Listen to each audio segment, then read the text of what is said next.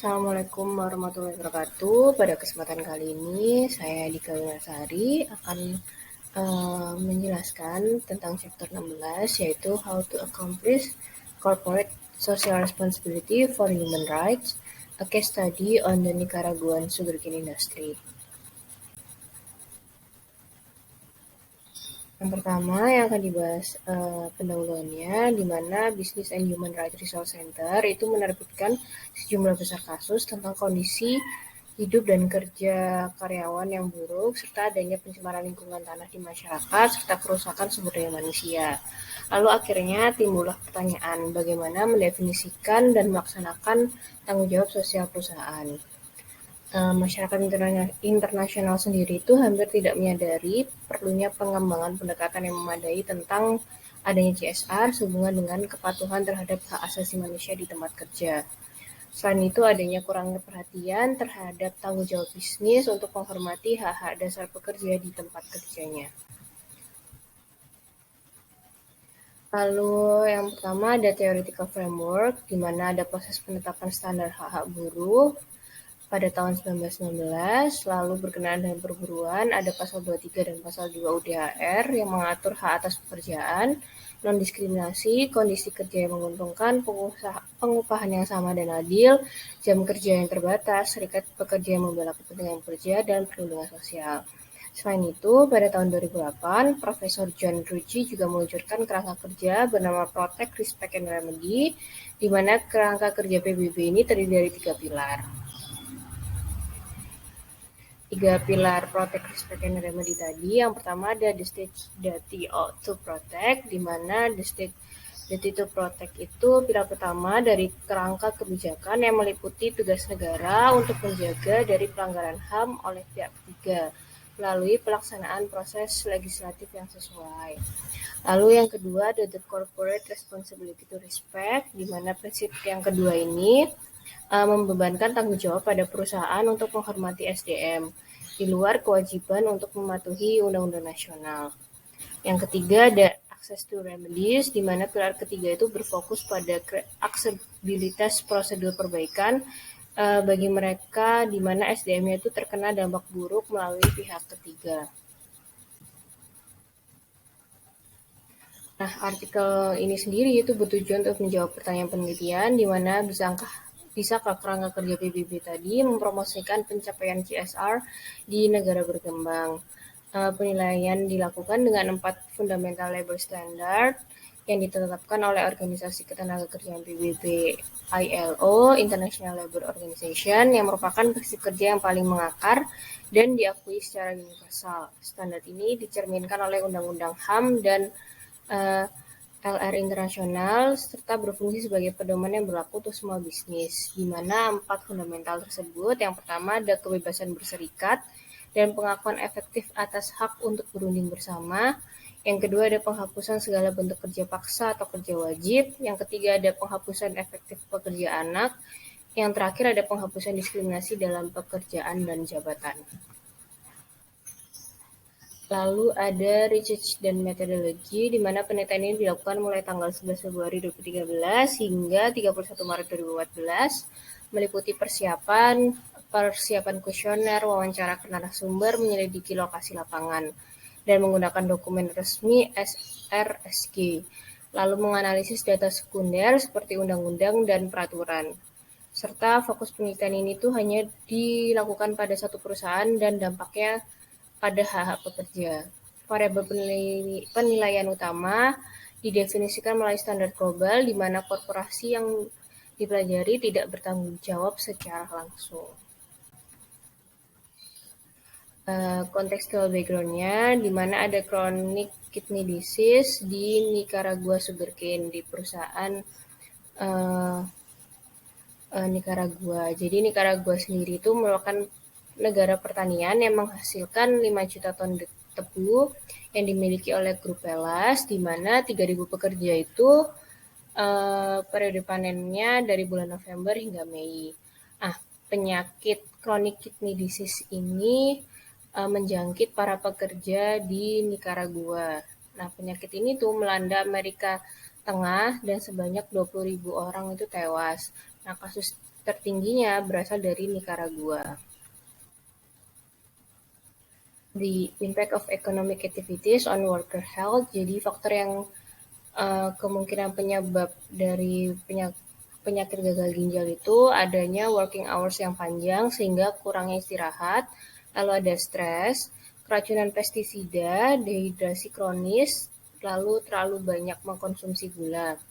Faktor lain juga bisa jadi perusahaan tidak mematuhi peraturan kerja, lalu kurangnya penegakan hukum dari negara. Akibatnya, masyarakat merasakan kerugian dan kerugian masyarakat dan kesehatan masyarakat juga terganggu. Lalu ada studi findings. Jadi pada Juli 2013 diselesaikan 29 wawancara terstruktur dan anonim dengan tingkat partisipasi sebesar 96,67%, di mana variabel yang diteliti itu sebagian besar mengandalkan data kualitatif karena sampel yang diambil relatif kecil.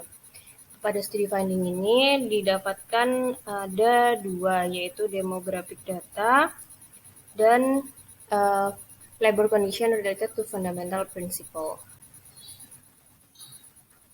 Yang pertama ada demographic data. Jadi dalam wawancara tersebut terdapat 28 pria dan 1 wanita dari rentang usia antara 19 dan 56. Nah, peserta itu bertempat tinggal di kota Cigalpa. Lalu populasi penelitian itu terdiri dari 75% yang bekerja selama masa studi, sedangkan sisanya itu 25% pernah bekerja di masa lalu untuk industri tebu lokal. Dari responden tersebut, 31% itu merupakan pekerja langsung, sedangkan 48%-nya merupakan pekerja kontrak.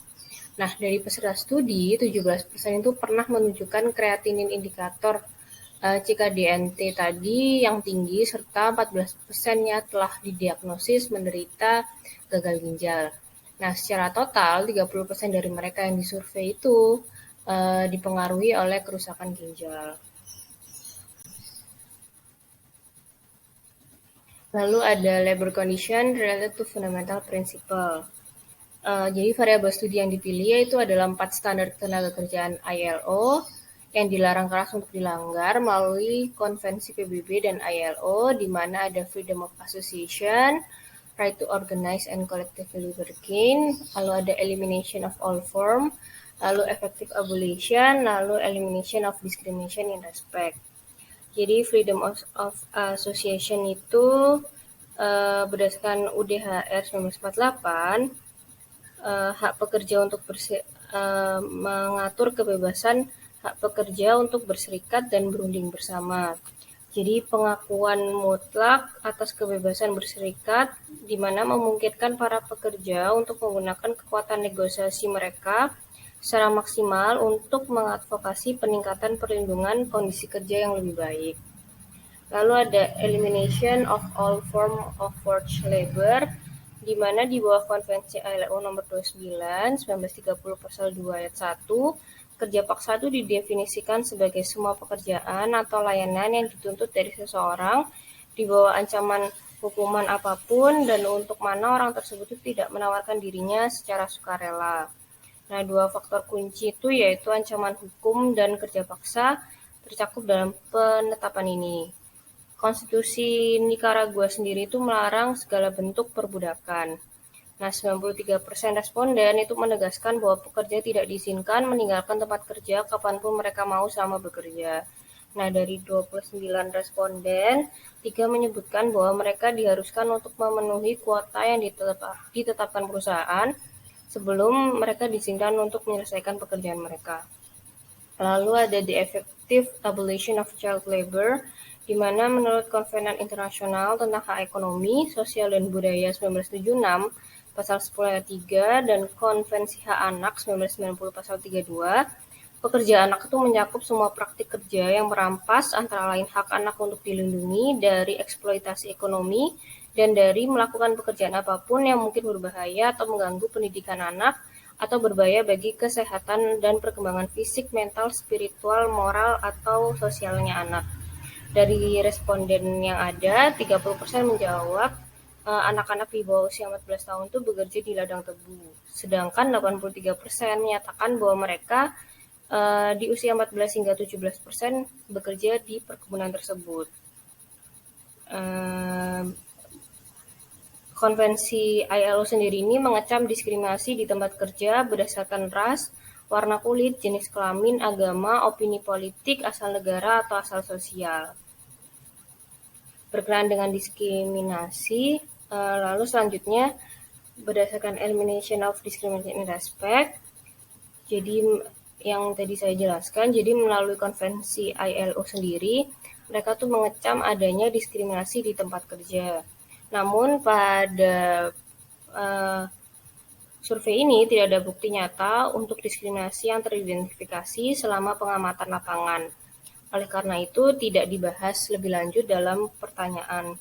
Berkenaan dan diskriminasi, pertanyaannya itu difokuskan pada pekerja yang menderita kerusakan ginjal.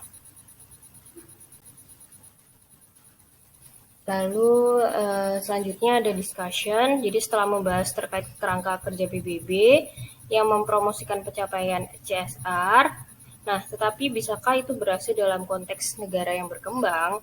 Akhirnya dibahas melalui 3 pilar yang dianggap secara terpisah. Yang pertama itu ada loopholes in the law, di mana PBB itu memberikan tanggung jawab pada badan sektor publik untuk menjaga manusia dari kerugian SDM perusahaan dengan serangkaian tindakan, yaitu mencegah, menyelidiki, menghukum, dan memperbaiki penyalahgunaan melalui kebijakan undang-undang, peraturan, dan adjudikasi yang efektif.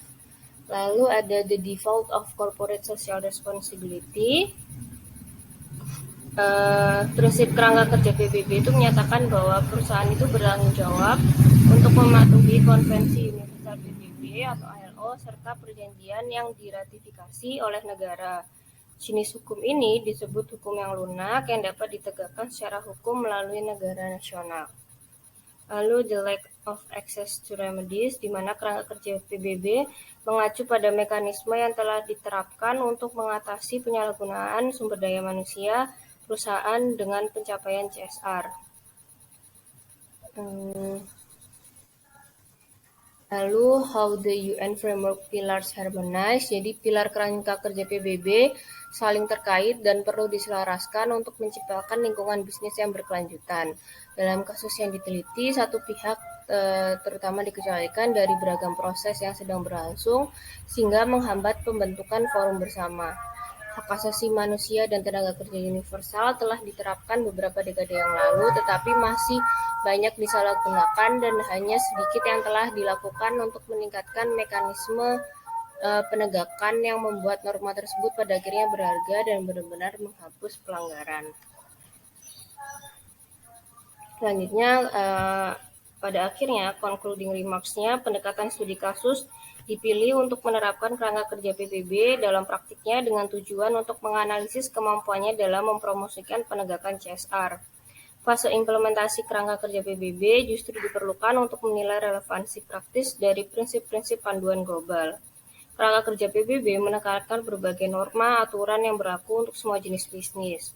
Melalui studi di Nicaragua, akhirnya ditemukan bahwa pekerja perusahaan milik lokal menghadapi tantangan yang tidak dapat diatasi untuk mempertahankan hak mereka karena terbatasnya akses ke instrumen hukum. Kerangka kerja PBB harus diperbaiki dengan mengembangkan mekanisme penegakan yang menuntut para pelanggar hukum secara lebih ketat dan langsung. Berdasarkan paparan materi tersebut, akhirnya reflektif esai saya itu salah satu dari prinsip fundamental yang tadi telah dijelaskan itu adalah adanya hak kebebasan berserikat dan pengakuan efektif atas hak untuk berunding bersama. Jadi PT contohnya adalah ada PT Pos Indonesia Persero, di mana mereka merasakan adanya kebutuhan akan organisasi pekerja di lingkungannya sehingga PT Pos membentuk adanya Serikat Pekerja Pos Indonesia, yaitu SPPI.